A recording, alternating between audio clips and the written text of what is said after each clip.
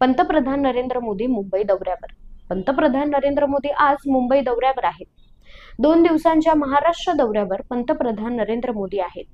या दौऱ्यात देशाचे पंतप्रधान नरेंद्र मोदी 2 महत्त्वाकांक्षी पायाभूत सुविधा प्रकल्पांचे लोकार्पण करणार आहेत।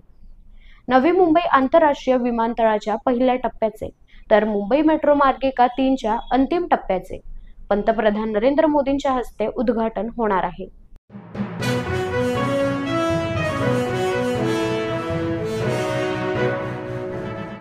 नवी मुंबई आंतरराष्ट्रीय विमानतळाला स्वर्गीय दिबा पाटील यांचे नाव द्या, रोहित पवार आक्रमक। पंतप्रधान नरेंद्र मोदी यांच्या हस्ते आज नवी मुंबई आंतरराष्ट्रीय विमानतळाच्या पहिल्या टप्प्याचे लोकार्पण होणार आहे। तर विमानतळाच्या नावावरून वाद सुरूच।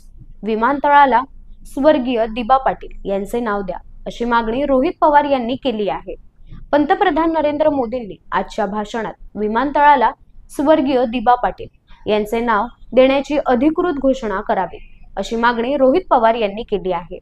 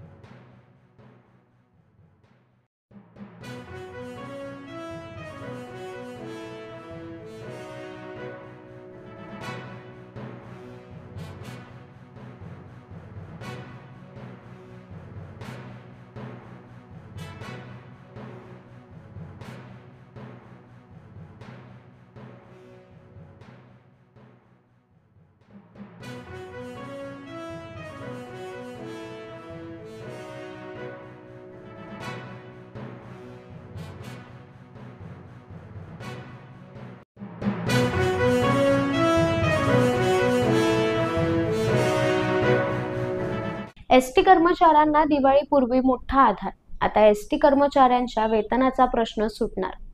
एसटी कर्मचाऱ्यांच्या वेतनासाठी सरकारकडून 471 कोटी निधी मंजूर। एसटी कर्मचाऱ्यांच्या वेतनासाठी राज्य सरकारकडून 471 कोटी निधी मंजूर करण्यात आली आहे। त्यामुळे एसटी महामंडळातील सुमारे 83,000 कर्मचाऱ्यांचा सप्टेंबर महिन्यातील वेतनाचा प्रश्न सुटणार आहे।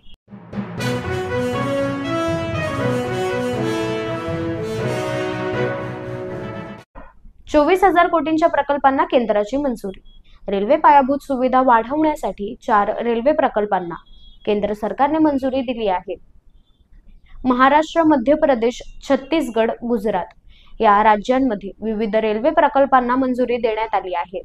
पंतप्रधान नरेंद्र मोदी यांच्या अध्यक्षतेखालील आर्थिक व्यवहार विषयक केंद्रीय समितीने रेल्वे मंत्रालयाच्या 24,000 कोटींच्या प्रकल्पांना मंजुरी दिली आहे।